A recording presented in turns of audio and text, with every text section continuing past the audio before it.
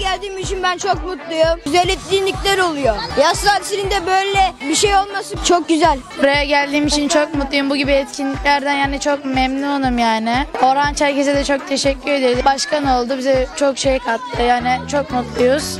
Burada resimler yaparak böyle kardeşlerim, kuzenlerim hep beraber geldik. Çok eğleniyoruz. Bu fırsat için tekrardan teşekkür ederim. İyi ki varsınız. Size çok teşekkür ederiz. Bize bu katkıları sağladığınız için. Başkanımız olmasaydı bu etkinliği yapamazdık. Başkanımıza teşekkür ederiz. Yaz okuluna yazılmıştım. Yaz okuluna gittim. Bir baktım burada bir eğlence kopuyor. Ve birkaç kere roket oyuncağıyla oynadım. Sonra geldim bana onlar gibi davranma şarkısını söyledim. Çok güzel oluyor bizim için de. Çocukları da oyalamış oluyoruz.